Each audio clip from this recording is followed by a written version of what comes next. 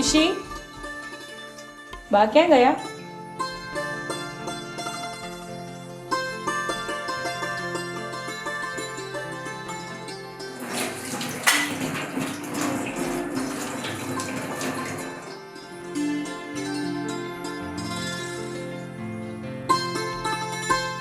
અરે બા, એ બધું હું કરી નાખીશ, તમે નિરાતે બેસો. અરે બેટા, કાં તો કામ કરવા દે. આખો દી નવરા બેહો ને તો મને કંટાળો આવે. ચાલો તમે બહાર ચાલો.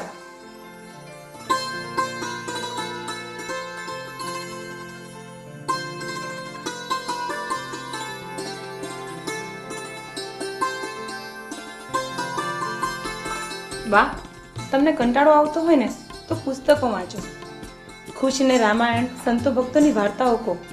અને બા, એમ પણ તમે જિંદગી પર ખેતીનું કામ બહુ જ કર્યું છે. હવે શાંતિથી સુખેથી જીવો અને ઘરનું બધું કામ હું કરી લઈશ.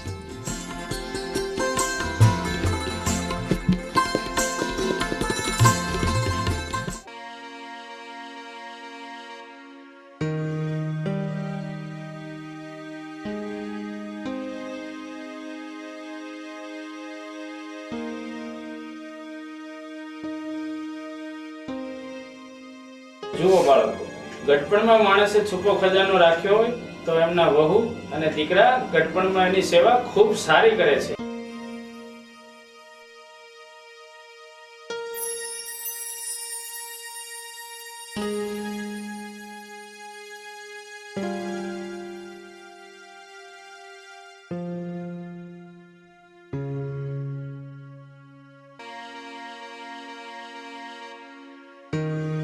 વહુ સાસુની આડે આડે કામ કરે ને તો સમજી લેવાનું કે વડીલોએ ક્યાંક ને ક્યાંક છુપો ખજાનો સાચવ્યો હશે.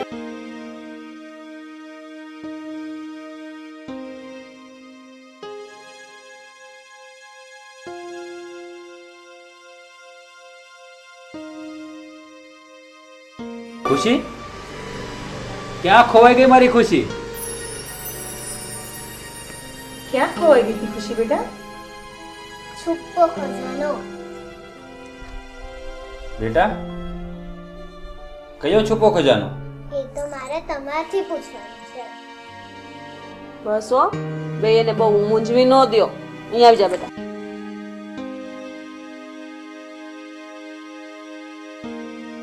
શું પૂછું છું બેટા તારે? પૂછ હવે મને. દાદીમા, તમે અને દાદાએ છુપો ખજાનો ક્યાં રાખ્યો છે?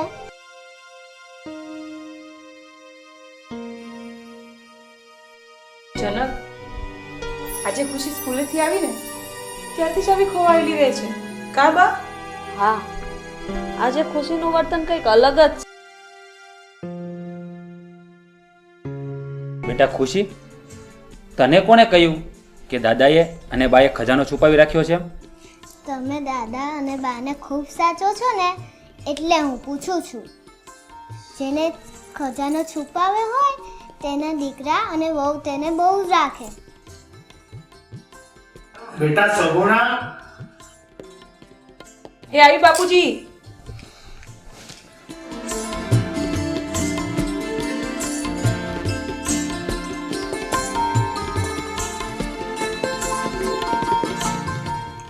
આવું આને કોને શીખવાડ્યું હશે? માસ્ટરજીએ. માસ્ટરજીએ? માસ્ટરજી આવું વાત શીખવાડે? તો બેટા, આપણે એમ કરીએ, આ તારા દાદાજીને જ પૂછીએ કે આ છુપા ખજાનાની વાત તમે જ કયો. ચાલ. હા, દાદાજી પર જાવ ને.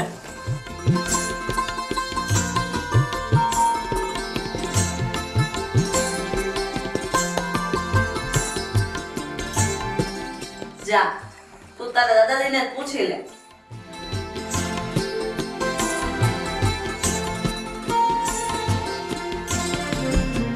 દાદાજી, તમારો છુપો ખજાનો ક્યાં છે? અરે છુપો ખજાનો? અરે મારા દીકરાને આ જાણવાની ઈચ્છા ક્યાંથી થઈ? દાદાજી, આજે માસ્ટરજી કહેતા હતા કે જે ઘરપણમાં છુપો ખજાનો રાખે તેના દીકરા અને વહુ તેને બહુ સેવા કરે. ઓ મારો દીકરો, તારા મમ્મી અને પપ્પા મને બહુ સાચવે છે ને, એના ઉપરથી તો તને જાણવાની જિજ્ઞાસા નથી થઈ ને.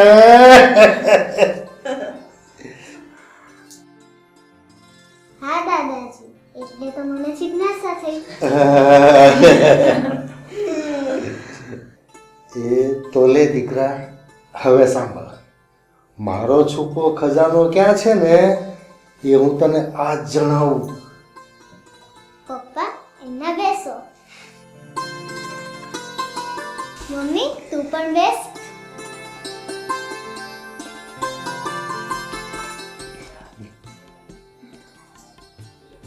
જો બેટા, આ તારા પપ્પાનું વ્યવિશાળ જોવા હું કોઈ પણ ગામમાં જાતો ને તો શેરીમાં ઊભો રહી અને હું બહુ જ નિરીક્ષણ કરતો. શું નિરીક્ષણ કરતો હતો દાદાજી? અરે બેટા ઈ કે જ છે, તું તો બહુ ઉતાવળી પણ.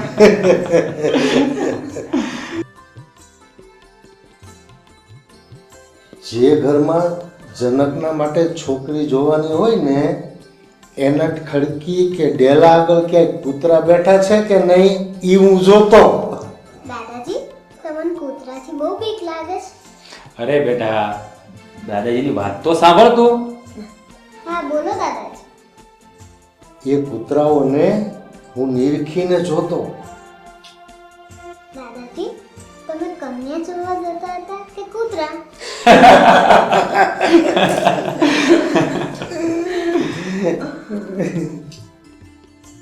બેટા, તારે છુપા ખજાના વિશે જાણવું છે ને? હા દાદાજી. તો વચ્ચે બોલ્યા વગર શાંતિથી તું સાંભળ.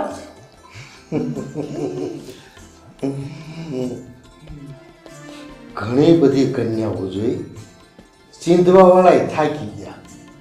ઘણા તો એમ કહેતા કે અપ્સરા જેવી કન્યાઓ બતાવી તોય તમે ના પાડી દો છો. તો હે ધીરુભાઈ, તમારે જનક માટે કેવી છોકરી જોઈએ છે એ જ સમજાતું નથી. દાદા છુપો ખજાનો ભૂલાય નહીં હા.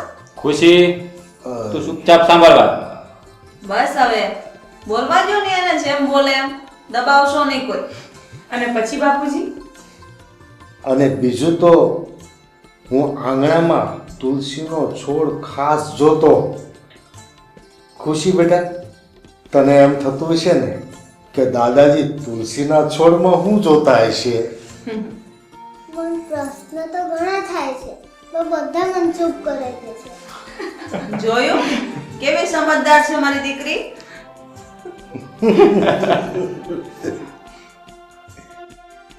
દાદાજી તમે તમારી વાત આગળ ચલાવો, પછી આપણે છુપા ખજાના સુધી પહોંચવાનું છે. કૂતરા જોવાનું કારણ એ જ કે જે ડેલા કે ખડકી આગળ કૂતરા બેઠા હોય ને એ ઘરના સભ્યો બહુ જ દયાળુ હોય. બાકી તો ઘરની આજુબાજુ કૂતરાને ઊભા ન રહેવા દે એ એના સંતાનોને શું સંસ્કાર આપે? એવા સ્વાર્થી ઘરની દીકરી ન લવાય. અને જ્યાં કૂતરા પણ હોય પણ ખહુરિયા જેવા હોય તો એવા માણસો પાસે શું અપેક્ષા રાખવાની? બસ દાદાજી બસ, કૂતરા વાળી વાત તો સમજાઈ ગઈ. હવે તુલસીના છોડ વાળી વાત તો કયો. બેટા, જે ઘરના તુલસીમાંના પાન પીળા પડી ગયા હોય ને એ ઘર કંકાસી હોય. દાદા કંકાસી એટલે શું? બેટા કંકાજ એટલે કે ઘરના લોકો એકબીજા સાથે ઝઘડો કરતા હોય ને એને કંકાજ કહેવાય. એવું કેમ બાપુજી? ઘરના સભ્યોના પરસ્પરના પ્રેમની કે કંકાસની સારી અને માઠી અસર ઘરમાં રહેલા છોડ પર પણ થતી હોય છે. હા બાપુજી, એ વાત તમે સાચી કરી. આ જગદીશચંદ્ર બોઝે છે ને સાબિત કર્યું છે કે વનસ્પતિ સંવેદના અનુભવે છે. હા, દાદાજી તમારી આ બધી વાતથી તો મને ઘણું શીખવા મળ્યું, મજા પણ આવે છે. પણ મારે તો છુપા ખજાનાની જ વાત જાણવી છે ને તમે બીજી. અરે ના ખુશી બેટા, હું તને બીજી વાતે નહીં ચડાવું, પણ આ છુપા ખજાના સુધી પહોંચવા માટેના આ બધા પગથિયા છે. હજુ કેટલા પગથિયા બાકી રહ્યા? બાપુજી તમે વાત આગળ ચલાવો ને તારા વાતોની વચ્ચે બોલ્યા જ કરશે. અમે તારી મમ્મી આ સગુણાને જોવા તારા નાનાજીને ઘરે ગયા ને ત્યાં શેરીમાં મેં જોયું તો ત્યાં તો તગડા તગડા 2-3 કૂતરા બેઠા હશે ને?